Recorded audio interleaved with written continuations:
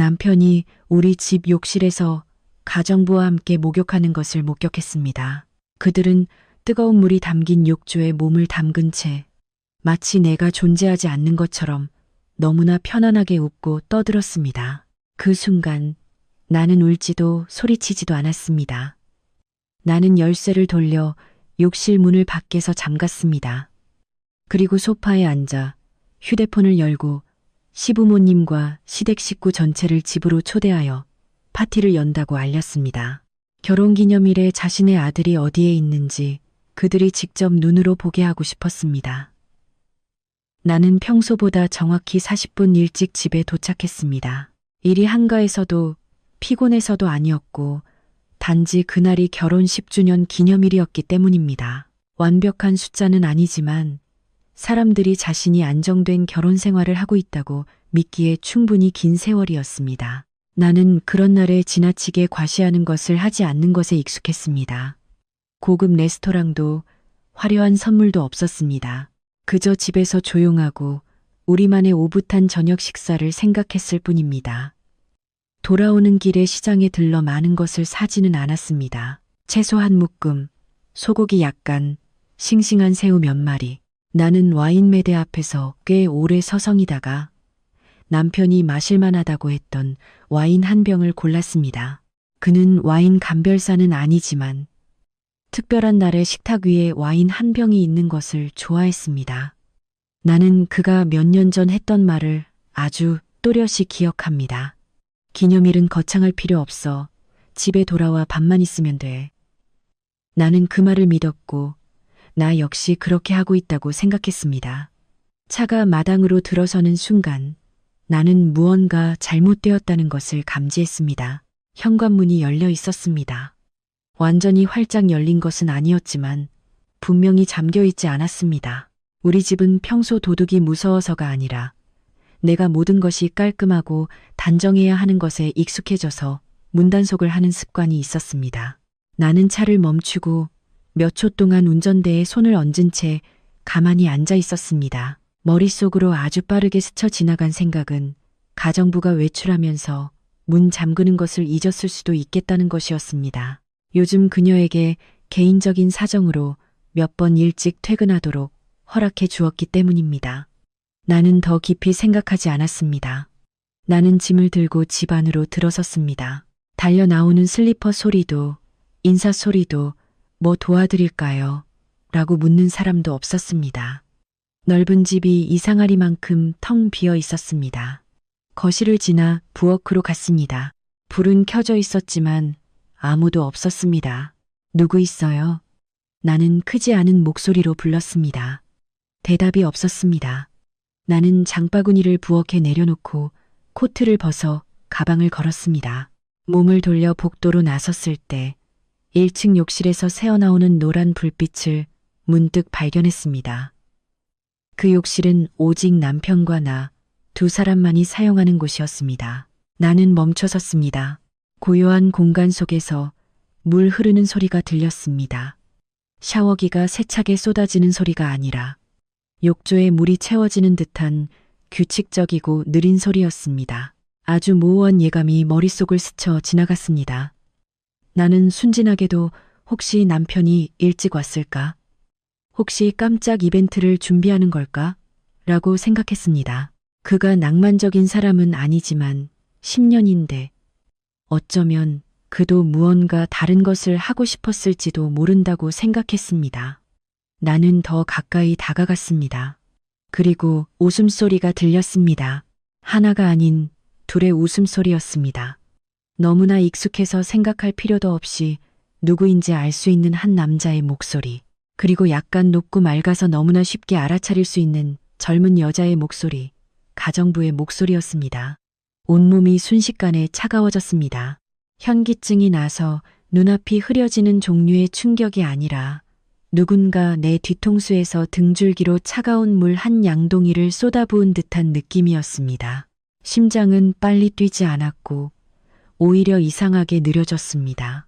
나는 그들의 이름을 부르지 않고 바로 다가가지도 않고 가만히 서 있었습니다. 나는 그저 그곳에 서서 물소리, 웃음소리, 그리고 살짝 열린 문틈 너머로 들려오는 아주 가까운 속삭임을 들었습니다. 나는 한 걸음 더 다가갔습니다. 문틈 사이로 새어나오는 수증기를 통해 남편이 욕조에 몸을 담그고 있고 가정부가 그 맞은편에 앉아 있는 모습이 선명하게 보였습니다. 수건도 옷도 가리는 것도 아무것도 없었습니다. 그들은 몰래 숨기거나 허둥대거나 목소리를 낮추지 않았습니다. 마치 그들 외에는 아무도 없는 완전히 안전한 공간에 있는 것처럼 이야기했습니다. 남편의 손이 욕조 가장자리에 놓여 있는 것이 보였습니다. 그 여자가 몸을 숙여 가까이 다가가는 것도 보였습니다. 수증기가 약간 가렸지만 무언가를 숨기기에는 충분하지 않았습니다. 나는 그곳에 서서 익숙한 반사 행동을 기다렸습니다. 심장이 세게 뛰고 손이 떨리고 눈물이 솟아나기를 기다렸습니다. 하지만 아무 일도 일어나지 않았습니다. 나는 울지도 소리치지도 않았습니다. 머릿속에는 어떤 질문도 떠오르지 않았습니다. 왜, 또 어떻게, 도 없었습니다. 단지 아주 명확하고 차가운 느낌만이 있었습니다. 마치 누군가 내 안의 문 하나를 닫아버렸고 그 문 뒤의 모든 것은 더 이상 중요하지 않은 것처럼 말입니다. 나는 소리가 나지 않도록 아주 살짝 뒤로 물러섰습니다. 그리고 몸을 돌려 2층으로 곧장 올라갔습니다. 나는 뛰거나 서두르지 않았고 발걸음 하나하나가 명확했습니다. 나는 침실의 옷장을 열었습니다. 남편의 옷, 겉옷, 잠옷, 속옷을 꺼냈습니다. 나는 고르지 않고 그저 챙겼습니다. 그런 다음 가정부의 방으로 건너갔습니다. 옷장은 작았지만 모든 것을 꺼내기에 충분했습니다. 침대 머리맡에 놓인 남편의 휴대폰과 그 옆에 지갑, 책상 위에 차키가 보였습니다. 나는 생각하거나 망설이지 않고 그 모든 것을 집어들었습니다. 나는 모든 것을 들고 집 뒤편의 창고로 내려갔습니다. 물건들을 안에 넣고 문을 잠갔습니다.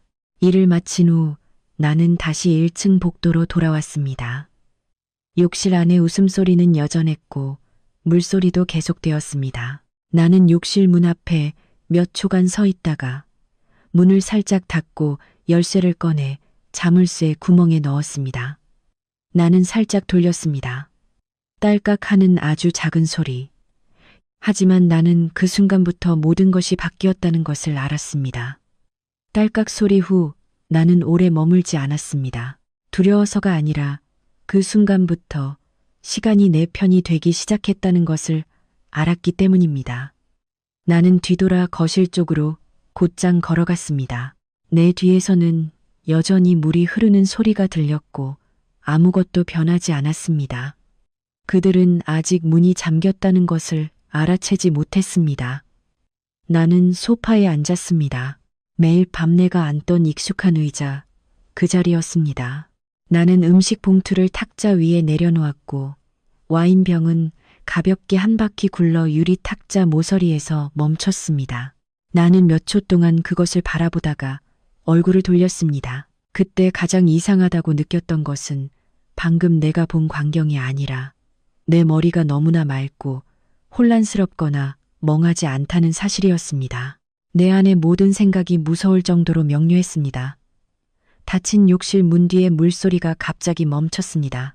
아주 짧은 순간의 멈춤 후 큰 움직임 소리가 났고 물이 욕조 가장자리에 튀었습니다. 나는 고개를 돌리지 않고도 그들이 문을 열어보려 했다는 것을 알 수 있었습니다. 한 남자의 목소리가 들렸습니다. 왜 문이 안 열리지? 남편의 목소리는 당황하지 않고 약간 짜증 섞인 정도였습니다. 문 손잡이를 한 번, 그리고 또 한 번 돌리는 소리가 났습니다. 나는 여전히 가만히 앉아 있었습니다. 여보, 그가 더 높은 목소리로 불렀습니다. 문이 끼었어. 나는 대답하지 않았습니다. 급하게 속삭이는 소리가 들렸습니다. 여자의 목소리가 낮아졌습니다. 왜 잠겨 있는 거죠? 그러자 남편의 목소리가 날카로워졌습니다. 너 다시 해봐. 나는 손을 뻗어 리모컨을 잡고 켜지도 않았던 TV를 껐습니다. 나는 거실이 완전히 조용하기를 원했습니다. 나는 그 문 뒤의 모든 소리를 명확하게 듣고 싶었습니다. 문 손잡이를 돌리는 소리가 이제 문을 두드리는 소리로 바뀌었습니다. 너 지금 뭐 하는 거야? 문 열어. 그의 목소리가 짜증을 내기 시작했습니다. 나는 일어서서 부엌으로 갔습니다. 물 한 컵을 따라 한 모금 마셨습니다. 차가운 물이었습니다. 나는 그것이 목구멍으로 넘어가는 것을 아주 또렷이 느꼈습니다. 내 호흡은 여전히 고르게 유지되었습니다. 내가 소파로 돌아왔을 때 문을 두드리는 소리는 더욱 거세졌습니다. 언니, 언니 문 좀 열어주세요. 여자의 목소리는 완전히 떨렸고 더 이상 태연한 척할 수 없었습니다. 저 너무 추워요. 나는 벽시계를 보았습니다. 6시 10분 전이었습니다. 아직 일렀습니다. 나는 일어서서 욕실 문 가까이로 다가갔습니다. 문에 바짝 붙지는 않고 그들이 타일 바닥 위 내 슬리퍼 소리를 들을 수 있을 정도의 거리에 서 있었습니다. 안은 순식간에 조용해졌습니다. 당신이야. 그가 빠르게 말했습니다. 목소리는 어색하게 누그러졌습니다. 문 열어줘. 나랑 미라 씨가 안에 있어. 나는 대답하지 않았습니다. 나는 몸을 돌려 탁자 쪽으로 곧장 걸어갔고 휴대폰을 들었습니다. 나는 일부러 거실을 떠나지 않았습니다. 나는 바로 그곳에 서서 그들이 한마디 한마디를 다 들을 수 있을 만큼 충분히 큰 목소리로 말했습니다. 나는 주소록을 열어 시어머니에게 전화를 걸었습니다. 2번의 벨이 울린 후 시어머니가 전화를 받았습니다. 여보세요, 어머님. 나는 평소와 같은 목소리로 말했습니다. 저 지수예요. 지수야. 무슨 일 있니? 나는 욕실 문 쪽을 흘끗 보았습니다. 아는 침묵했습니다. 네, 오늘 저녁에 아버님하고 어머님 저희 집에 일찍 와주실 수 있으세요? 나는 계속해서 아주 명확한 목소리로 말했습니다. 오늘 현우 씨랑 제 결혼 기념일이라 온 가족이 함께 모여 즐겁게 보내고 싶어서요. 나는 그들이 들을 수 있도록 한 박자 쉬었습니다. 이 시간에 시어머니가 놀랐습니다. 무슨 특별한 일이라도 있니? 아니요, 별일은 아닌데요. 나는 천천히 말했습니다. 그냥 오늘 모두 함께 계시는 게 좋을 것 같아서요.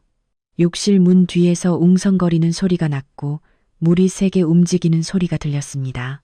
시어머니가 다시 물었습니다. 근데 현우는 어디 갔니? 나는 굳게 닫힌 문을 똑바로 바라보았습니다. 집에 있어요. 나는 대답했습니다. 좀 바쁜 일이 있어서요. 바쁘긴 뭐가 바빠서 전화도 안 받니? 나는 아주 살짝 미소 지었습니다. 아마 곧 나오셔서 어머님께 인사드릴 거예요. 나는 전화를 끊었고 바로 소파로 돌아가지 않았습니다. 나는 문자 메시지 앱을 열었습니다.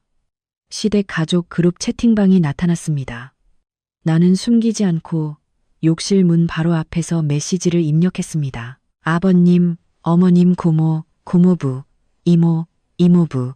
오늘 저녁 저희 집에서 작은 파티가 있어요. 현우 씨랑 제 결혼 기념일입니다. 잠시 들러서 축하해 주세요. 집에서 기다리고 있겠습니다. 나는 한번 읽어보았고 한 글자도 수정하지 않았습니다. 나는 보내기를 눌렀습니다. 메시지 알림음이 울려 퍼졌습니다. 그러자마자 욕실 문 뒤에서는 문을 두드리던 소리가 공포로 바뀌었습니다. 너 누구한테 전화했어? 너 누구한테 문자 보냈어? 그의 목소리는 더 이상 평정심을 유지하지 못했습니다. 나는 몸을 돌려 욕실 문에 조금 더 가까이 다가갔습니다. 계속 목욕하세요. 나는 차분한 목소리로 말했습니다. 아버님, 어머님 곧 도착하실 거예요. 안에서는 모든 것이 무너져 내렸습니다. 너 미쳤어? 너 지금 무슨 짓 하는 거야? 당장 문 열어. 여자의 목소리는 흐느낌으로 바뀌었습니다. 언니, 제발요. 저 좀 나가게 문 열어주세요. 나는 소파로 돌아가 앉았습니다. 휴대폰을 탁자 위에 화면이 보이도록 내려놓았습니다. 채 1분도 지나지 않아 휴대폰이 울렸습니다. 첫 번째 문자가 나타났습니다. 지수야, 아빠 엄마 지금 준비하고 갈게. 그리고 또 다른 메시지가 작은 고모에게서 왔습니다. 얘야, 무슨 파티니? 고모도 지금 바로 갈게. 나는 화면을 바라보다가 욕실 문 쪽을 바라보았습니다. 나는 그 순간부터 내 파티가 멈출 수 없게 되었다는 것을 알았습니다. 휴대폰이 첫 메시지들로 울린 후 나는 서둘러 답장하지 않았습니다. 나는 휴대폰을 탁자 위에 화면이 켜진 채로 두었습니다. 나는 그들이 내가 보고 있다는 것을 알기를 원했습니다. 나는 모든 것이 내 추진 없이도 제 박자에 맞춰 진행되기를 원했습니다.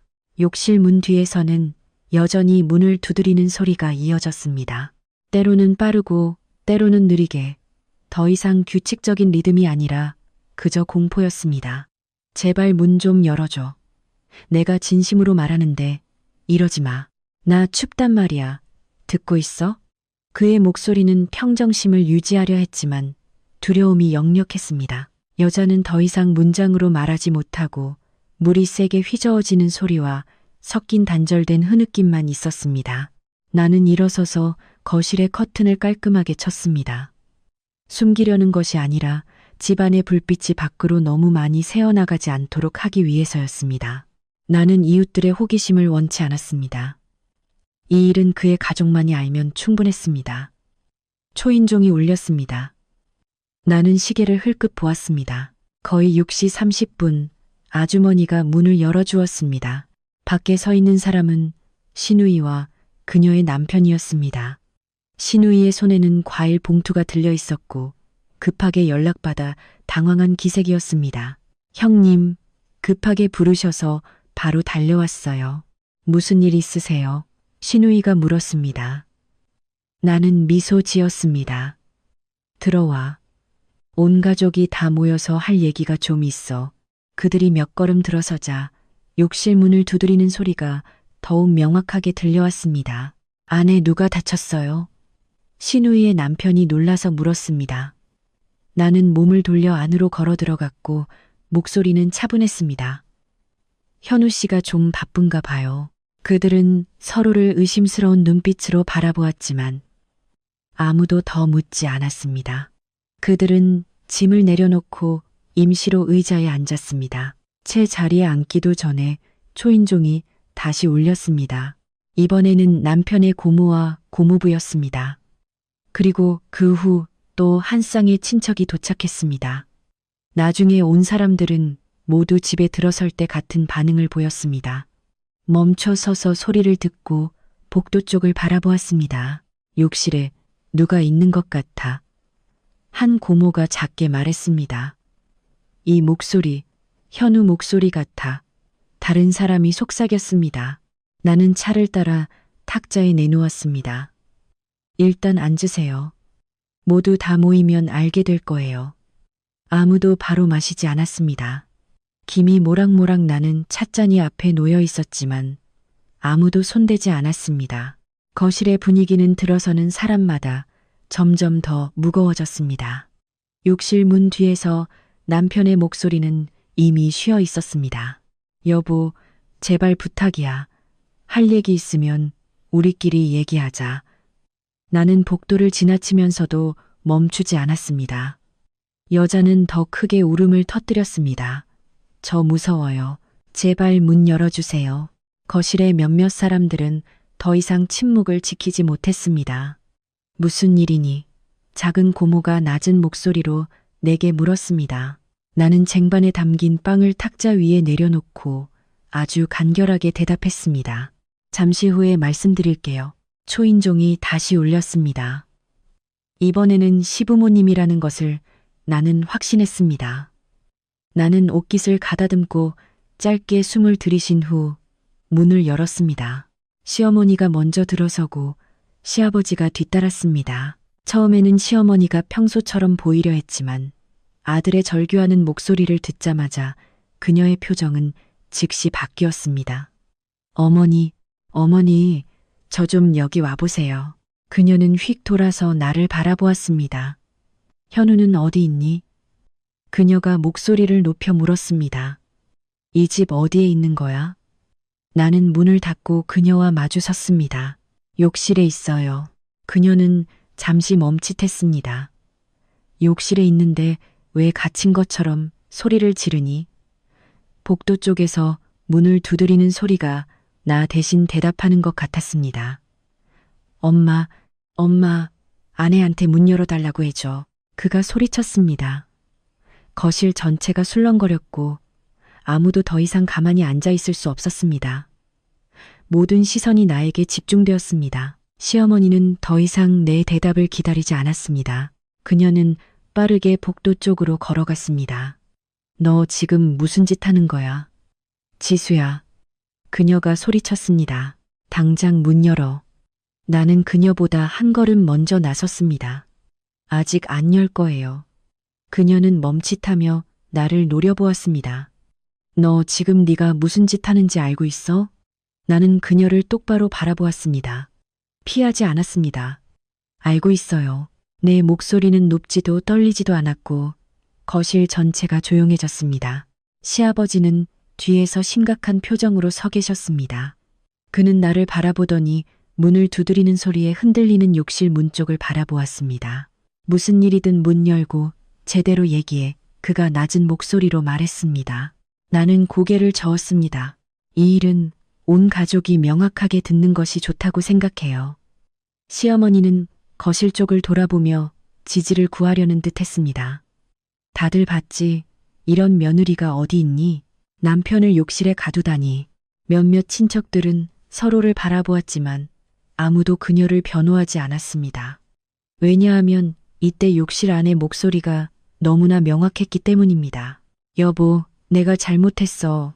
제발 부탁이야. 아무에게도 전화하지 마.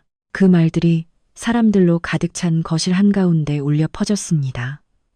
설명할 필요도 내가 한마디도 덧붙일 필요도 없었습니다. 안에 있는 여자는 흐느꼈습니다. 고모님, 살려주세요. 저 너무 추워요. 한 고모는 입을 벌리고 놀랐습니다. 안에 여자애도 있니? 시어머니의 얼굴이 창백해졌습니다. 무슨 여자애? 나는 아주 천천히 대답했습니다. 저희 집에서 일하는 사람이에요. 그 말은 무거운 물건처럼 떨어졌습니다. 아무도 말하지 않았지만 모두가 이해했습니다. 시어머니는 다시 나를 돌아보았고 그녀의 눈빛에는 더 이상 분노뿐만 아니라 두려움도 섞여 있었습니다. 어디까지 할 작정이니? 그녀가 낮은 목소리로 물었습니다. 나는 그녀를 바라보다가 욕실 문 쪽을 바라보았습니다. 아무것도 안 했어요. 나는 말했습니다. 그냥 문을 잠가둔 것뿐이에요. 문을 두드리는 소리가 약해졌고 남편의 목소리는 완전히 쉬어 있었습니다. 엄마, 저 숨 막혀 죽겠어요. 시어머니는 한 걸음 더 다가섰습니다. 문 열어. 무슨 일이든 천천히 얘기해. 나는 가만히 서 있었고 피하지도 물러서지도 않았습니다. 조금만 더 기다리세요. 나는 말했습니다. 몇 분 더 기다릴 사람이 있어요. 그녀는 믿을 수 없다는 듯 나를 바라보았습니다. 또 누가 오니? 나는 시계를 보았습니다. 곧 도착할 거예요. 온 집안이 숨죽인 듯 했습니다. 아무도 큰 소리로 말하지 않았고 아무도 자유롭게 움직이지 못했습니다. 사람들은 거실에 뒤섞여 앉거나 서 있었고 시선은 굳게 닫힌 욕실 문이 있는 복도 쪽을 끊임없이 훑었습니다. 문을 두드리는 소리가 한 번씩 들릴 때마다 몇몇 사람들은 움찔했습니다. 너 너무 심하구나, 지수야. 시어머니가 낮은 목소리로 하지만 날카롭게 말했습니다. 무슨 일이 있더라도 사람을 그렇게 가두면 안 돼. 나는 그녀를 바라보았습니다. 안 가뒀어요. 나는 천천히 말했습니다. 그냥 문을 잠근 것뿐이에요. 아주 작은 목소리였지만 방 안의 몇몇 사람들이 서로를 바라보게 만들기에 충분했습니다. 시아버지가 헛기침을 했습니다. 네 말뜻이 뭐냐? 나는 그를 향해 돌아섰습니다. 그 욕실은 남편과 저 부부 공동의 욕실이에요. 나는 말했습니다. 열쇠는 제 것이고 저는 폭력을 사용하지 않았어요. 저는 누구도 안으로 밀어넣지 않았어요. 거실의 분위기는 더욱 짙어졌습니다. 욕실 문 뒤에서는 두드리는 소리가 약해지고 대신 가쁜 숨소리와 흐느낌이 섞였습니다. 여보, 남편의 목소리는 뚜렷하게 쉬어 있었습니다. 내가 잘못했어. 문 열어줘. 따로 얘기하자. 한 고모가 고개를 저으며 아주 작게 말했습니다. 아무 일 없는데 저런 말을 할 리가 없지. 시어머니는 방금 말한 사람 쪽으로 휙 돌아섰지만 반박할 수 없었습니다. 그녀는 다시 나를 바라보았고 목소리는 이제 약간 떨렸습니다. 네가 원하는 게 뭐니? 그녀가 물었습니다. 솔직하게 말해봐. 나는 몇 초 동안 침묵했습니다. 나는 거실 안의 모든 얼굴을 바라보았습니다. 어떤 사람은 내 시선을 피했고 어떤 사람은 호기심으로 나를 똑바로 바라보았으며 어떤 사람은 문제를 이해하기 시작했지만 감히 말하지 못했습니다. 오늘 밤은 제 결혼 기념일이에요. 나는 말했습니다. 저는 그저 모든 사람이 함께 있기를 원했을 뿐이에요. 모두 함께 있어서 뭘 하겠다는 거니? 시어머니가 거칠게 말했습니다. 내가 대답하기도 전에 욕실 안에서 여자의 목소리가 공포에 질려 터져나왔습니다. 고모님, 저 더 이상 못 참겠어요. 저 추워요. 무서워요. 그 말은 거실을 술렁이게 만들었습니다. 쟤 혼자 있는 거야? 아니면 또 누가 있어? 시어머니가 문 쪽으로 돌아섰습니다. 현우, 그녀가 크게 불렀습니다. 안에 누구 있니? 즉시 대답은 없었고 가쁜 숨소리만 있었습니다. 그러다가 그의 목소리가 약하게 울려 퍼졌습니다. 미라 씨 있어. 아주 작은 어하는 소리가 방 안에 퍼졌습니다. 미라, 가정부의 이름이었습니다. 내 확인이 필요 없었고 더 이상의 설명도 필요 없었습니다. 시아버지가 의자에 털썩 주저앉았습니다. 그는 손으로 이마를 짚었고 아무 말도 하지 않았습니다. 시어머니는 입술을 실룩거리며 멍하니 서 있었습니다. 저 애가 왜 저 안에 있어? 나는 문을 대신하여 대답했습니다. 둘이 목욕하고 있었어요. 방 안의 공기는 모두 빨려 나간 듯 했습니다. 한 고모는 손으로 입을 가렸고 다른 사람은 얼굴을 돌렸습니다. 시어머니는 비틀거리며 한 걸음 내디뎠습니다. 너 지금 무슨 말을 하는 거니? 나는 더 명확하게 반복했습니다. 그들은 우리 부부 욕실에서 함께 목욕하고 있었어요. 그 말은 차가운 칼날처럼 방 한가운데에 박혔습니다. 아무도 더 이상 의심하지 않았습니다. 시어머니가 소리쳤습니다. 너 지금 무슨 헛소리를 하는 거야? 즉시 남편의 목소리가 욕실 안에서 완전히 무너져 울려 퍼졌습니다. 엄마, 제발. 엄마, 이 사람 말도 안 되는 소리 듣지 마세요. 엄마, 이 사람한테 문 열어달라고 해주세요. 이 상황에서 이러한 간청은 모든 것을 더욱 명확하게 만들 뿐이었습니다. 나는 욕실 쪽을 보지 않고 시어머니를 똑바로 바라보았습니다. 어머님, 제가 더 말씀드려야 할 게 있을까요? 그녀는 나를 바라보았고 주변을 둘러보았지만 아무도 그녀 편에 서지 않았고 아무도 변호하지 않았습니다. 너 이러는 거 이 집안 명예를 더럽히려는 거니? 그녀가 풀이 죽은 목소리로 말했습니다. 나는 고개를 저었습니다. 더럽히는 게 아니에요. 저는 단지 감추지 않는 것뿐이에요.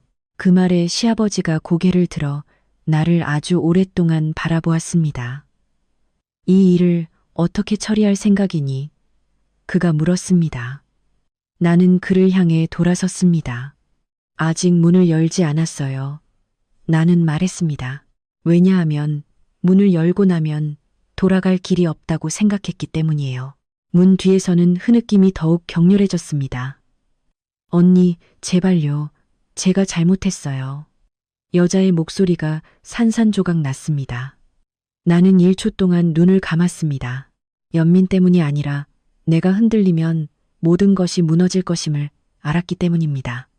나는 눈을 떴습니다. 저 애는 제가 일꾼으로 받아들인 아이예요. 나는 차분한 목소리로 말했습니다. 우리 집에서 먹고 자고 제가 돈을 줬고 제가 방을 마련해 줬어요. 나는 모두를 둘러보았습니다. 만약 오늘 밤 제가 일찍 집에 오지 않았다면 아마 아무도 이 일을 영원히 몰랐을 거예요. 아무도 반박하지 않았습니다. 시어머니는 의자에 털썩 주저앉았고 두 손은 떨리고 있었습니다. 다음에 뭘 할 작정이니? 나는 열쇠가 놓여있던 탁자 쪽으로 걸어갔습니다. 나는 그것을 집어들었고 금속이 서로 부딪히는 소리가 완전히 조용한 방에 아주 명확하게 울려 퍼졌습니다. 모든 시선이 내 손에 집중되었습니다. 나는 이 장의 마지막으로 시어머니를 바라보았습니다. 문 열 거예요. 나는 말했습니다. 하지만 지금은 아니에요. 나는 열쇠를 손에 쥐었습니다. 아무도 더 이상 나에게 재촉하지 않았습니다. 아무도 감히 그러지 못했습니다. 집안은 너무나 조용해서 내가 열쇠를 꽉 쥐었을 때 금속이 내는 아주 작은 소리까지 들릴 정도였습니다. 시어머니는 내 손을 뚫어지게 바라보았고 그녀의 눈은 붉어졌습니다. 시아버지는 고개를 숙였고 두 손을 깍지 낀 채 등이 완전히 굽어 있었습니다. 욕실 문 뒤에서는 가쁜 숨소리가 약해졌습니다. 여자의 울음소리는 더 이상 목소리가 되지 못하고 메마른 흐느낌만 있었습니다. 여보, 남편의 목소리가 끊기며 울려 퍼졌습니다. 문 열어줘. 제발 부탁이야. 나는 대답하지 않았습니다. 나는 천천히 문 쪽으로 걸어갔고 타일 바닥 위 내 발걸음 하나하나가 아주 명확하게 울렸습니다. 나는 문 앞에서 멈춰서서 거실 안의 모든 사람을 마지막으로 한번 둘러보았습니다. 문 열 거예요. 나는 말했습니다. 누구를 모욕하려는 것이 아니에요. 나는 한 박자 멈췄습니다. 저는 단지 모두가 직접 보게 하려는 거예요. 아무도 반대하지 않았습니다. 나는 열쇠를 자물쇠 구멍에 넣었습니다. 딸깍하는 소리가 아주 명확하고 건조하게 울려 퍼졌습니다. 욕실 안은 한순간에 침묵했습니다. 그리고는 공포에 찬 웅성거림, 물이 세게 휘저어지는 소리, 사람이 욕조 가장자리에 부딪히는 소리가 났습니다. 나는 문 손잡이에 손을 얹었습니다. 열기 전에 나는 아무도 보지 않고 한마디를 덧붙였습니다. 여러분들이 보게 될 것은 제가 더하거나 빼지 않은 그대로의 모습입니다. 그리고 나는 문을 당겼습니다. 뜨거운 수증기 한 줄기가 복도로 쏟아져 나왔고 익숙한 내 샤워젤 냄새를 풍겼습니다. 욕실 안의 노란 불빛이 밖으로 새어나와 사람들로 가득 찬 거실을 곧장 비추었습니다. 눈앞에 펼쳐진 광경은 벌거벗은 채 숨길 틈도 없었습니다. 남편은 욕조에 앉아 있었고 온몸이 흠뻑 젖어 있었습니다. 가정부는 그 옆에서 웅크리고 있었고 두 팔로 가슴을 꼭 감싸고 있었으며 머리카락이 반쯤 얼굴을 가리고 있었습니다. 수건도 옷도 실수라고 부를 수 있는 어떤 것도 없었습니다. 그들은 거실이 사람들로 가득 찬 것을 보자마자 얼어붙었습니다. 시어머니가 소리쳤습니다. 세상에, 또 다른 비명이 친척 쪽에서 울려 퍼졌습니다. 어떤 사람은 얼굴을 돌렸고 어떤 사람은 눈을 크게 뜬 채 얼어붙었습니다.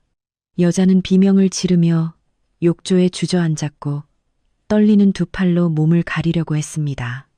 남편은 멍하니 서 있었고 그의 얼굴은 창백했으며 입술을 실룩거렸지만 아무 말도 할 수 없었습니다. 이게 대체 뭐예요? 한 고모가 떨리는 목소리로 물었습니다.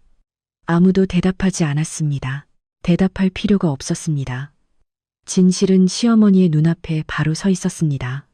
그녀는 비틀거리며 한 걸음 앞으로 나섰습니다. 현우야, 그녀가 소리쳤습니다.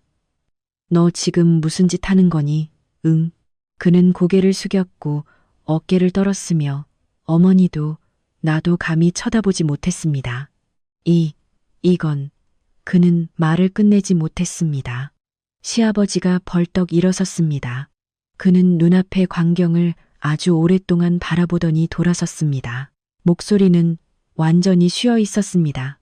문 닫아. 나는 즉시 따르지 않았습니다. 나는 모든 사람이 충분히 오래 볼 수 있도록, 아무도 이것이 오해라고 스스로 속일 수 없도록, 그리고 이 이미지가 각자의 기억 속에 깊이 박히도록 했습니다. 마침내 나는 문을 아주 살짝 다시 밀어 닫았습니다. 잠그지는 않고 살짝 닫아두기만 했습니다. 문 뒤에서 여자의 흐느낌이 격렬하게 울려 퍼졌습니다. 거실에서는 혼란스러운 웅성거림이 터져 나왔습니다. 믿을 수가 없어. 집에서 저런 짓을 하다니. 저 여자애 몇 살이나 됐니? 시어머니가 갑자기 가슴을 움켜쥐고 의자에 주저앉았습니다. 망신이야. 너무 망신이야. 그녀는 울었지만 그 울음소리는 더 이상 진실을 가릴 힘이 없었습니다. 나는 방 한가운데에 곧게 서 있었습니다. 오늘 밤은 제 결혼 기념일이에요. 나는 아주 명확한 목소리로 말했습니다. 저는 저녁 식사와 와인 한 병을 준비했어요. 나는 복도 쪽을 바라보았습니다. 그리고 제가 받은 것은 이것입니다. 나는 덧붙였습니다. 아무도 감히 나를 쳐다보지 못했습니다. 시아버지는 앉아서 두 손으로 머리를 감싸 안았습니다. 방으로 올라가. 그가 아들에게 힘없는 목소리로 말했습니다. 옷 입어. 남편은 꼼짝하지 않았습니다. 안 들리니? 그가 소리쳤습니다. 그는 떨면서 일어섰고 급히 수건으로 몸을 감았습니다. 여자도 허둥지둥 따라했습니다. 그들은 욕실을 나왔고 고개를 푹 숙인 채 아무도 감히 쳐다보지 못했습니다. 그들의 발걸음 하나하나가 무거웠습니다. 시어머니는 그 광경을 보고 더 크게 울음을 터뜨렸습니다. 네가 다 망쳤어. 네가 망쳤단 말이야. 그는 대답하지 않았습니다. 나는 그들이 나를 지나쳐 가는 것을 보았습니다. 나는 피하지도 욕하지도 않고 그저 가만히 서 있었습니다. 그들이 계단 위로 완전히 사라지자 나는 거실로 돌아왔습니다. 저는 여러분을 초대했어요. 나는 말했습니다. 이런 광경을 보라고 초대한 것이 아니에요. 모든 시선이 나에게 집중되었습니다. 저는 여러분을 초대했어요. 나는 반복했습니다. 지금부터는 아무도 제가 억울하게 누명을 씌웠다고 말할 수 없도록 하기 위해서입니다. 아무도 반박하지 않았습니다. 왜냐하면 아무도 그럴 수 없었기 때문입니다. 시어머니는 나를 바라보았고 그 눈빛에는 두려움과 분노가 섞여 있었습니다. 너 이러는 거. 그녀가 쉰 목소리로 말했습니다. 내 아들을 파멸시키려는 거니? 나는 그녀를 똑바로 바라보았습니다. 아니요. 나는 대답했습니다. 그가 스스로 한 일이에요. 그 말은 아주 조용히 떨어졌지만 모든 것을 끝냈습니다. 욕실 문이 닫히자 집은 아주 이상한 상태에 빠졌습니다. 절대적인 침묵이 아니라 더 이상 거짓말할 곳이 없는 사람들의 침묵이었습니다. 나는 거실 한가운데 서 있었습니다. 아무도 나에게 앉으라고 말하지 않았고 나도 그러고 싶지 않았습니다. 서 있는 자세는 내 정신을 맑게 유지하도록 도왔고 마지막 순간에 마음이 약해지는 것을 막아주었습니다. 시어머니가 무거운 분위기를 먼저 깼습니다. 너 방금 무슨 짓 했니? 그녀가 말했습니다. 목소리는 충격보다 분노로 인해 떨리고 있었습니다. 너 이 일의 결과가 뭔지 알고 있어? 나는 그녀를 피하지 않고 바라보았습니다. 알고 있어요. 나는 대답했습니다. 그리고 저는 감수할 거예요. 시아버지가 소파에 앉아 아주 깊은 한숨을 쉬었습니다. 나는 그의 어깨가 무너지는 것을 보았습니다. 마치 오랫동안 지키려 했던 것이 완전히 무너졌다는 것을 깨달은 사람 같았습니다. 일이 이렇게까지 됐으니 그가 천천히 말했습니다. 아무리 소리쳐도 해결될 것은 없어. 그는 나를 향해 돌아섰습니다. 너는 다음에 뭘 할 작정이니? 나는 즉시 대답하지 않았습니다. 나는 방을 둘러보았습니다. 그들이 평생 기억하고 싶지 않을 장면을 방금 목격한 곳이었습니다. 한때 나와 한 식탁에서 밥을 먹고 웃고 이야기하며 나를 딸이나 조카라고 불렀던 익숙한 얼굴들은 모두 내 시선을 피했습니다. 오늘 밤 나는 말했습니다. 저는 딱 한 가지 일만 해결할 거예요. 시어머니가 즉시 반응했습니다. 무슨 일? 나는 숨을 한 번 들이마셨습니다.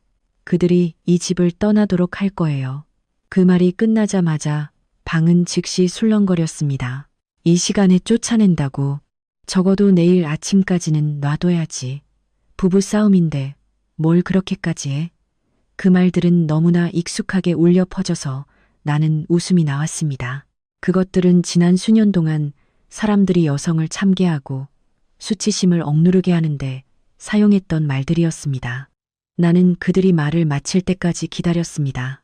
저는 그들을 길거리로 내쫓는 것이 아니에요. 나는 목소리를 여전히 차분하게 유지하며 말했습니다. 저는 단지 그들이 더 이상 제 집에 머무는 것을 허락하지 않는 것뿐이에요. 나는 시아버지를 향해 돌아섰습니다.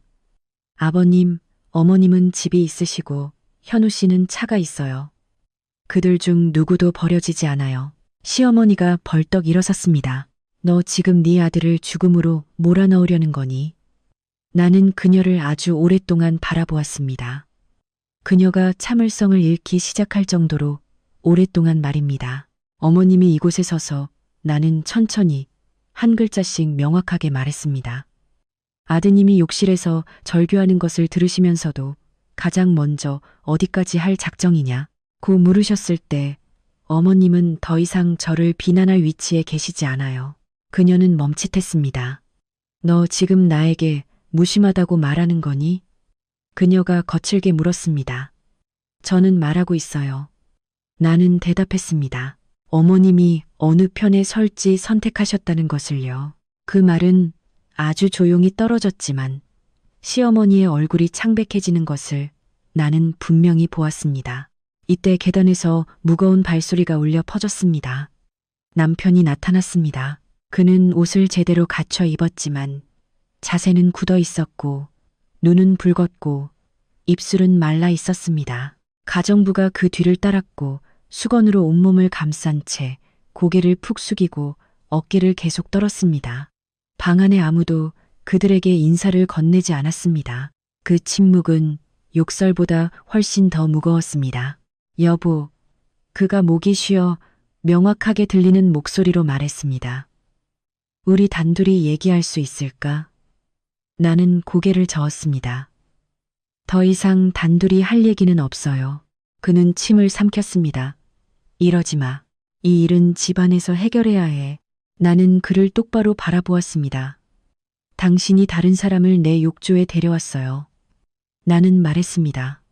더 이상 그건 집안일이라고 생각하지 않아요. 방 안에 몇몇 사람들이 조용히 고개를 돌렸습니다. 여자는 울음을 터뜨렸습니다. 언니, 죄송해요. 정말 고의가 아니었어요. 나는 그녀를 향해 돌아섰습니다. 분노도 경멸도 없이 그저 아주 명확한 시선으로 말했습니다. 저에게 사과할 필요 없어요. 나는 말했습니다. 당신은 그냥 제 집을 나가면 돼요. 그녀는 고개를 들었고 눈빛은 공포에 질려 있었습니다.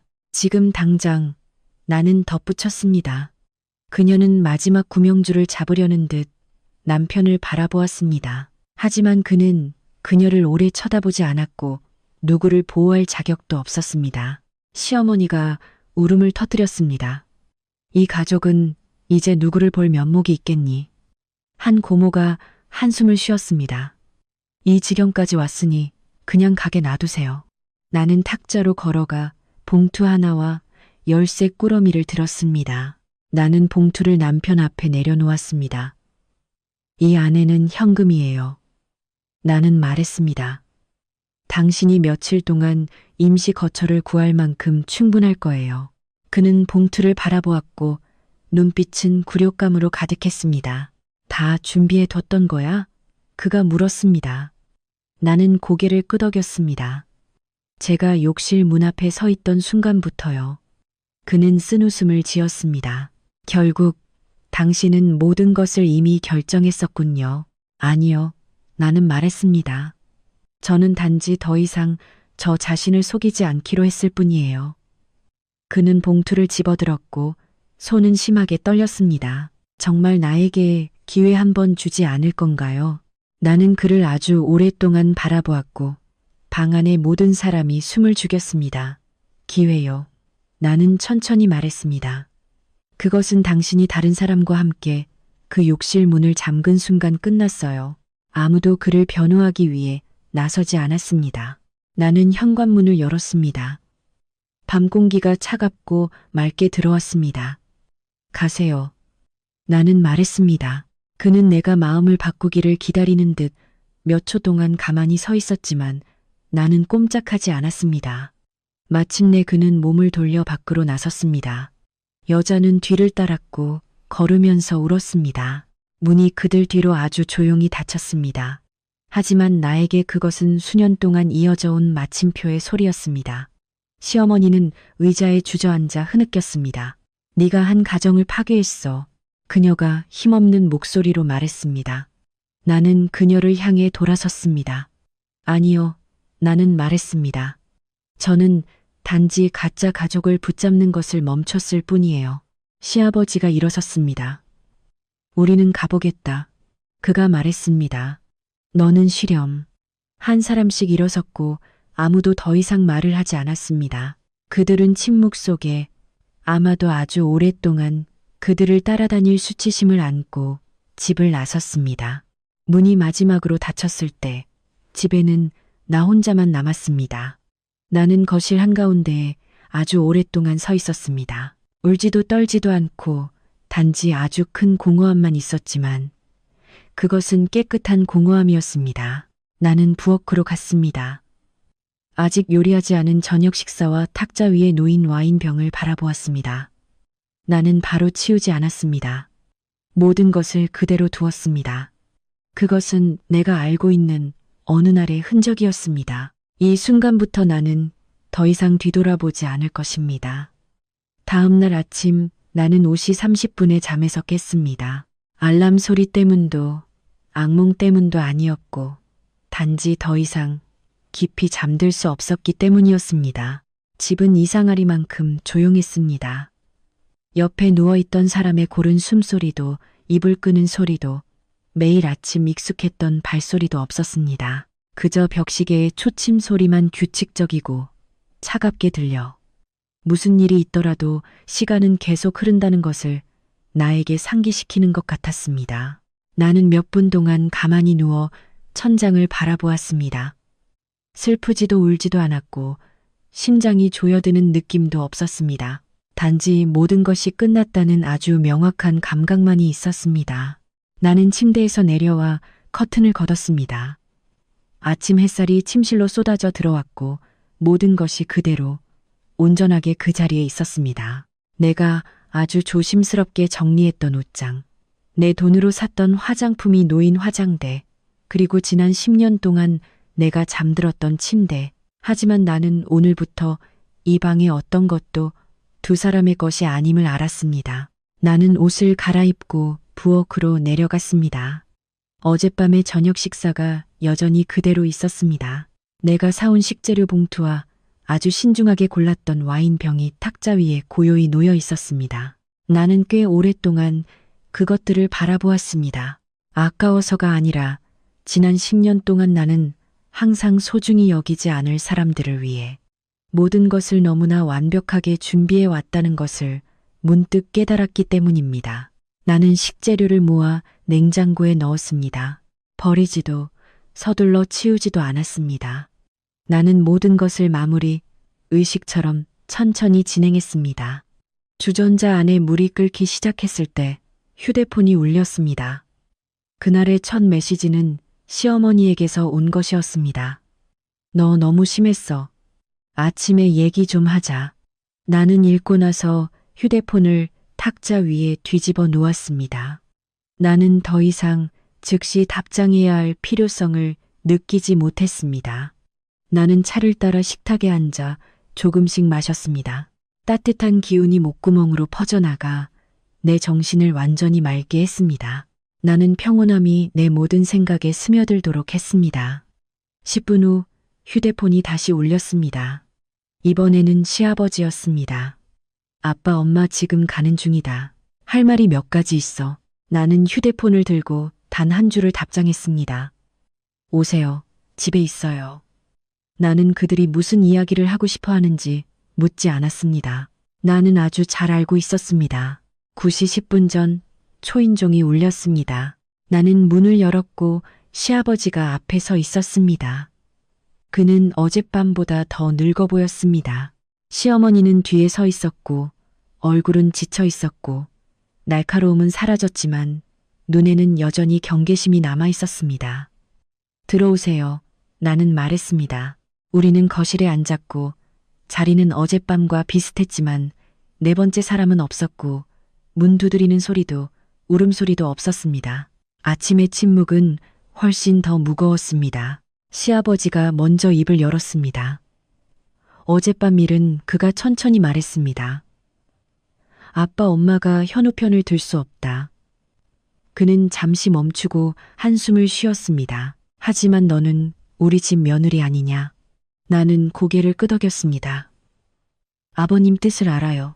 시어머니는 입술을 앙다문 채 나를 빤히 쳐다보았습니다. 너 그렇게 하는 거 그녀가 낮지만 단호한 목소리로 말했습니다. 모든 것을 너무 멀리 밀어붙이는 거야. 나는 그녀를 아주 침착하게 바라보았습니다. 어머님은 가문의 명예를 말씀하시는 건가요? 나는 말했습니다. 아니면 아드님이 기댈 곳을 잃은 것을 말씀하시는 건가요? 그녀는 멈칫했습니다. 너 그게 무슨 뜻이니? 나는 바로 대답하지 않았습니다. 나는 일어서서 계단 옆에 서류함으로 갔습니다. 서랍을 열고 서류 뭉치를 꺼내 그들 앞에 탁자 위에 놓았습니다. 이건 집 문서예요. 나는 말했습니다. 제 이름으로 되어 있어요. 나는 또 다른 뭉치를 내려놓았습니다. 이건 차 구매 계약서예요. 그리고 또 한 뭉치. 이건 예금, 계좌 관련 서류예요. 시어머니는 그 서류 뭉치들을 바라보았고 안색이 확연히 변했습니다. 이걸 왜 우리한테 보여주는 거니? 나는 그녀를 똑바로 바라보았습니다. 한 가지를 명확히 아시도록 하기 위해서예요. 나는 천천히 말했습니다. 어젯밤 저는 어머님의 아들을 가족의 집에서 쫓아낸 것이 아니라 제 재산에서 나가도록 한 것뿐이에요. 방 안에 공기가 얼어붙었습니다. 시아버지는 몇 초 동안 눈을 감았다가 떴습니다. 너 미리 다 준비했구나. 나는 고개를 끄덕였습니다. 제가 깨달았을 때부터요. 나는 말했습니다. 만약 제가 이것들을 스스로 지키지 않으면 누군가 기꺼이 제 손에서 빼앗아 갈 것이라는 것을요. 시어머니는 쓴웃음을 지었습니다. 결국 너는 그렇게까지 계산적이었구나. 나는 반박하지 않았습니다. 저는 단지 맹목적인 희생을 더 이상 믿지 않을 뿐이에요. 그녀는 나를 아주 오랫동안 바라보다가 낮은 목소리로 물었습니다. 그럼 너는 다음에 뭘 할 작정이니? 나는 숨을 들이마시고 명확하게 말했습니다. 오늘 저는 3가지 일을 할 거예요. 나는 손가락 하나를 들었습니다. 첫째, 집의 모든 자물쇠를 교체할 거예요. 두 번째, 손가락. 둘째, 변호사와 협력하여 모든 재산을 분리할 거예요. 세 번째, 손가락. 셋째, 이혼 소송을 제기할 거예요. 시어머니가 탁자를 손으로 쳤습니다. 10년 동안의 정은 생각하지 않니? 나는 그녀를 아주 오랫동안 바라보았습니다. 그 10년은 나는 말했습니다. 제가 충분히 갚았어요. 그녀가 벌떡 일어섰습니다. 너 그렇게 매정할 수 있니? 나도 일어섰습니다. 아니요. 나는 대답했습니다. 저는 냉철한 거예요. 시아버지가 일어서서 나를 아주 오랫동안 바라보았습니다. 확실하냐? 나는 고개를 끄덕였습니다. 확실해요. 그는 아내를 향해 돌아섰습니다. 그만하시오. 그가 말했습니다. 지수가 틀리지 않았어. 시어머니는 깜짝 놀랐습니다. 여보, 이 일은 돌이킬 수 없어. 그녀는 다시 의자에 주저앉았고 두 어깨는 완전히 축 처졌습니다. 그럼 내 아들은 어떻게 되는 거니? 나는 그녀를 바라보았습니다. 그것은 나는 말했습니다. 더 이상 제 책임이 아니에요. 그 말은 대화를 끝냈습니다. 그들이 일어나 떠날 때 시어머니는 문 앞에서 멈춰서서 나를 돌아보았습니다. 너 변했구나. 나는 아주 조용히 대답했습니다. 저는 단지 참는 것을 멈췄을 뿐이에요. 문이 닫혔습니다. 나는 집 안으로 돌아와 거실 한가운데에 한참 동안 서 있었습니다. 아침 햇살이 아주 아름답게 비쳤고 집은 고요하고 깨끗했으며 더 이상 나를 경계하게 만들 어떤 소리도 없었습니다. 나는 휴대폰을 들고 변호사에게 전화를 걸었습니다. 오늘 저에게 약속을 잡아주세요. 나는 말했습니다. 저는 지금 당장 일해야 해요. 휴대폰을 내려놓고 나는 다시 한번 집을 둘러보았습니다. 그리고 10년 만에 처음으로 나는 한 가지를 확신했습니다. 나는 완전히 벗어났습니다. 나는 오전 10시에 집을 나섰습니다. 서두르지도 뒤돌아보지도 않았습니다. 나는 문을 조심스럽게 잠그고 옛 습관대로 자물쇠를 2번 확인했습니다. 금속이 맞물리는 소리는 깔끔하고 단호하게 들렸습니다. 그 소리는 나에게 한 가지를 아주 명확하게 깨닫게 해주었습니다. 오늘부터 이 집을 나설 때마다 나는 더 이상 누가 안에 있는지, 누가 몰래 내 공간에 들어오는지, 누가 가족이라는 이름으로 내 자리를 차지하는지 걱정할 필요가 없을 것입니다. 나는 차를 몰고 곧장 변호사 사무실로 향했습니다. 아침 도로는 꽤 붐볐지만 내 머리는 완전히 맑았습니다. 모호하지도 혼란스럽지도 않았습니다. 나는 음악을 틀 필요도 없었고 누구에게 전화할 필요도 없었습니다. 수년 만에 처음으로 나는 운전대 뒤에 앉아 모든 것을 완전히 통제하고 있다는 느낌을 받았습니다. 변호사 사무실은 유리 건물 12층에 위치해 있었습니다. 내가 들어서자 안내원은 익숙한 눈빛으로 나를 바라보았습니다. 아마 그녀는 내가 이곳에 온 이유를 어느 정도 짐작했을 것입니다. 그녀는 나를 안쪽의 작은 회의실로 안내했습니다. 내 변호사가 이미 기다리고 있었습니다. 준비되셨나요? 그가 물었습니다. 나는 고개를 끄덕였습니다. 바로 시작하죠. 나는 핸드백을 열고 미리 준비해 두었던 두꺼운 서류 뭉치를 꺼냈습니다. 그것은 하룻밤 사이에 급히 모은 것이 아니라 내 결혼 생활에 너무나 많은 것이 잘못되었다는 것을 깨닫기 시작한 날부터 조금씩 작은 조각들을 모은 것이었습니다. 나는 사진, 보존된 문자 메시지, 공동 계좌 거래 내역, 중요한 통화 녹음 파일, 집과 차, 그리고 예금 서류 사본 등 모든 것을 탁자 위에 놓았습니다. 변호사는 아주 꼼꼼하게 살펴보았습니다. 그는 내 말을 끊지 않고 그저 페이지를 넘기며 때때로 수첩에 빠르게 메모했습니다. 방은 너무나 조용해서 나는 종이 넘기는 소리까지 명확하게 들었습니다. 아주 철저하게 준비하셨네요. 그가 다 본 후에 말했습니다. 그리고 아주 깔끔합니다. 나는 깔끔하다는 말의 의미를 이해했습니다. 계획대로 진행하세요. 나는 말했습니다. 협상은 없습니다. 그는 고개를 들어 나를 바라보았습니다. 상대방 가족 쪽에서 분명히 압력을 가할 겁니다. 그가 말했습니다. 만남을 요청하거나 사람을 통해 부탁할 겁니다. 나는 아주 살짝 웃었습니다. 그들은 이미 저와 이야기할 기회가 너무 많았어요. 그는 고개를 끄덕였습니다. 그럼 오늘 소송을 제기합시다. 나는 서명했습니다. 내 분놀림은 떨리지 않았고 멈추지 않았으며 망설임도 없었습니다. 마지막 서명이 끝났을 때 나는 지난 10년 동안 짊어졌던 무거운 짐을 내려놓은 듯한 기분이 들었습니다. 승리감이 아니라 안도감이었습니다. 변호사 사무실을 나와 나는 잠시 차 안에 앉아 있었습니다. 휴대폰이 울렸고 화면에 남편의 이름이 떴습니다. 나는 그 이름을 몇 초 동안 바라보다가 전화를 받았습니다. 너 지금 뭐 하는 거야? 그의 목소리는 쉬었고 다급했습니다. 변호사가 방금 전화했어. 너 소송 제기했지? 네, 나는 말했습니다. 당신이 알잖아요. 나한테 말할 기회도 주지 않은 거야? 나는 앞을 똑바로 바라보았습니다. 차들이 여전히 규칙적으로 흘러가는 곳이었습니다. 당신은 어젯밤 욕실에서 충분히 말했어요. 그는 몇 초 동안 침묵했습니다. 정말 나를 이 지경까지 몰아넣고 싶어? 아니요. 나는 대답했습니다. 당신이 스스로 간 거예요. 그의 목소리가 낮아졌습니다. 네가 원하는 게 뭐야? 집이요? 돈이요? 나는 웃었지만 그 안에는 어떤 즐거움도 없었습니다. 저는 당신이 제 삶에서 나가기를 원해요. 통화가 종료되었습니다. 나는 차를 몰고 은행으로 향했습니다. 그곳에서 나는 준비했던 대로 했습니다. 공동 계좌 동결, 통제권 이전, 서명 변경. 은행 직원은 전문적이면서도 동정심이 섞인 눈빛으로 나를 바라보았습니다. 나는 그들의 동정이 필요 없었습니다. 나는 모든 것이 합법적이고 명확하기만을 바랐습니다. 정오에 나는 시어머니에게서 문자를 받았습니다. 너 이러는 거 현우의 살 길을 막는 거야. 나는 읽고 나서 아주 짧게 답장했습니다. 저는 단지 더 이상 그를 대신해서 살지 않을 뿐이에요. 답장이 없었습니다.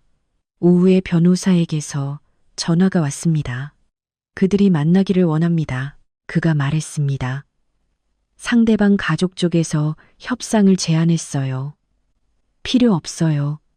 나는 대답했습니다. 그냥 서류대로 진행하세요. 알겠습니다. 나는 해가 질 무렵 집에 도착했습니다. 집은 아침처럼 여전히 고요했습니다.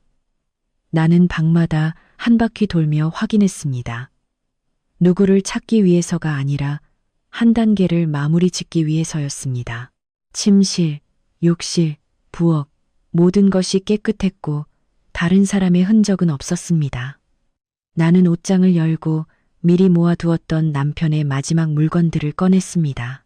그것들을 종이상자에 담아 현관문 바로 앞에 두었습니다. 문자도 전화도 하지 않았습니다. 그는 무엇을 해야 할지 알 것입니다. 내가 문을 닫았을 때 이미 완전히 어두워져 있었습니다. 휴대폰이 다시 한번 울렸습니다. 이번에는 낯선 번호였습니다. 당신이 이겼다고 생각하지 마세요. 익숙하면서도 차가운 한 여성의 목소리가 들렸습니다. 우리 가족은 가만히 있지 않을 거예요. 나는 그것이 누구인지 알았습니다. 어머님, 나는 아주 평온하게 말했습니다. 저는 이긴 것이 아니에요. 저는 끝낸 거예요. 나는 전화를 끊었습니다. 나는 그날 밤 앉았던 그 소파에 앉았습니다.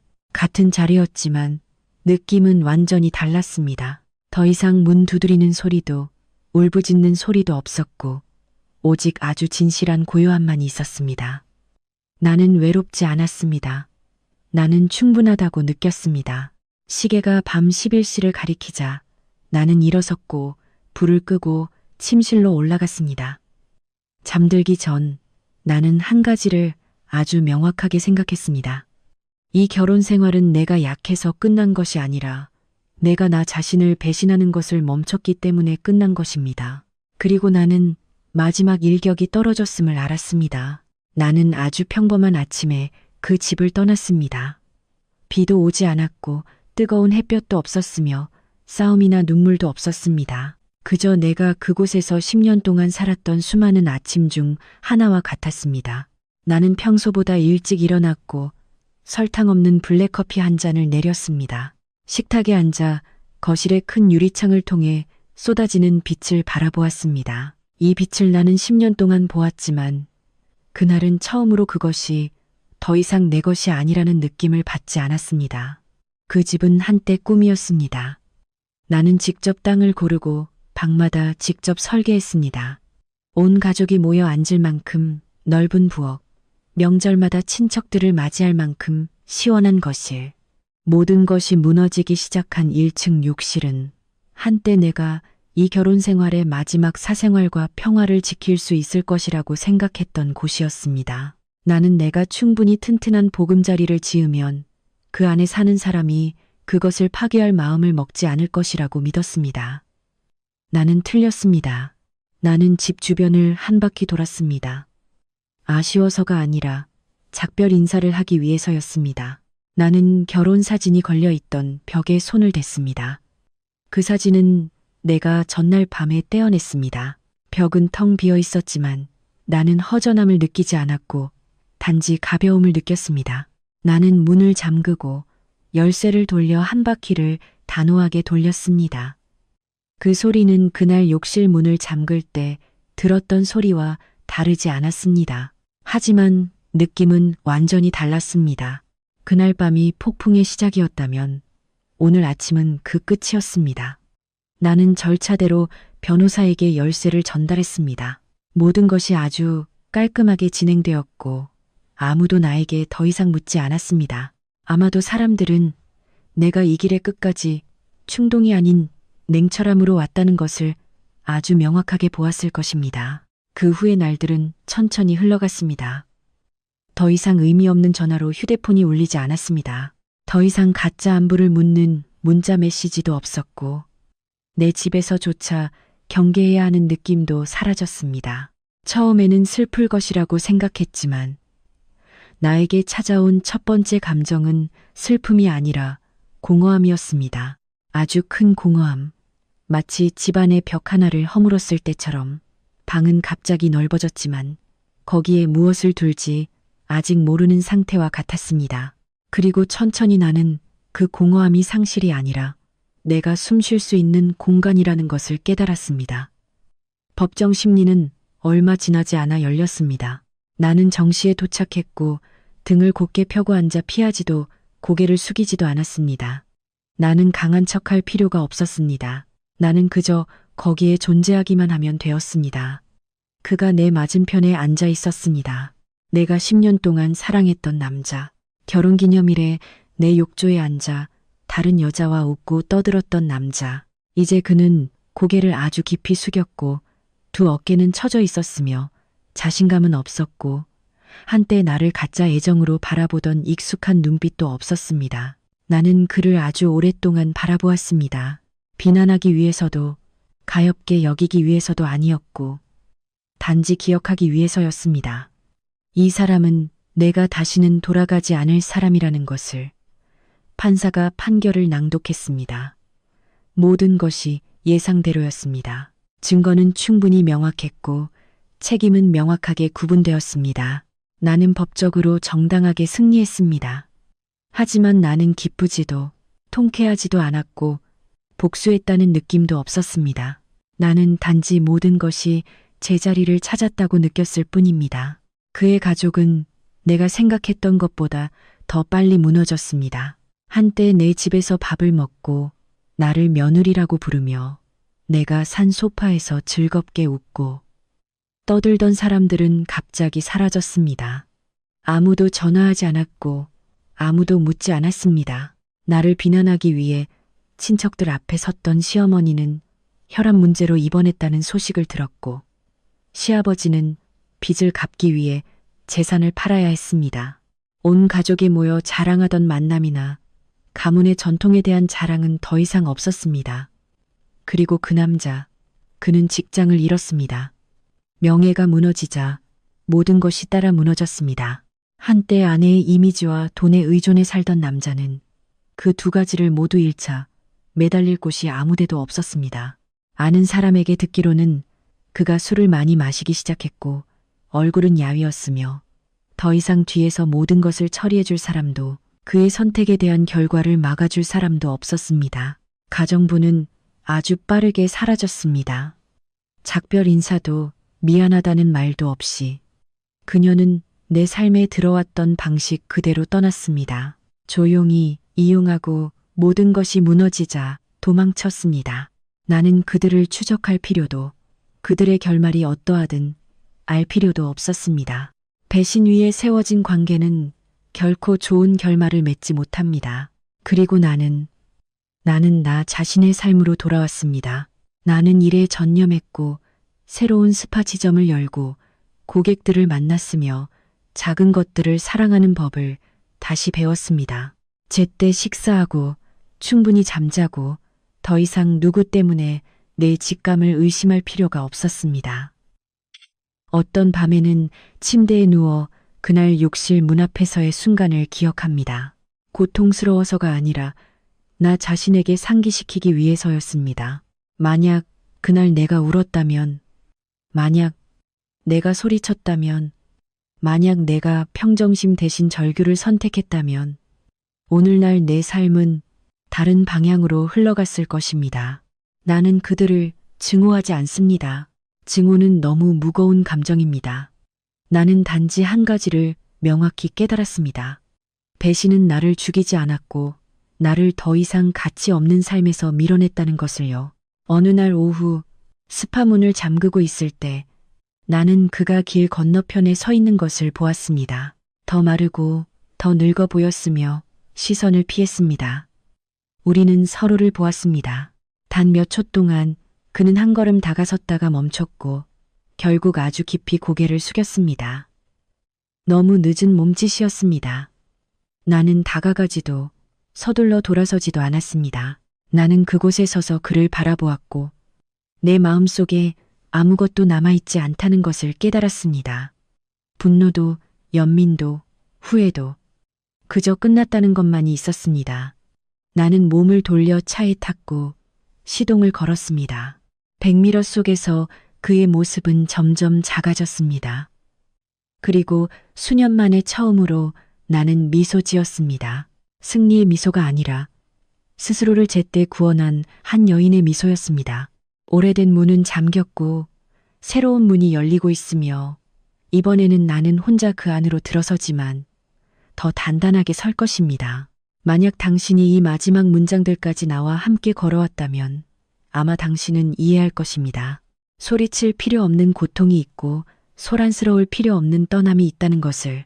닫히는 문은 도피가 아니라 더 이상 가치 없는 삶으로부터 스스로를 구원하는 것일 수 있다는 것을요. 이 이야기가 당신에게 닿았다면 그 여성의 냉철함과 용기를 인정하는 방식으로 좋아요를 눌러주세요. 만약 당신이 어딘가에 내가 겪었던 것처럼 침묵 속에 갇혀있는 사람이 있다고 생각한다면 그들이 혼자가 아님을 알 수 있도록 이 이야기를 공유해 주세요.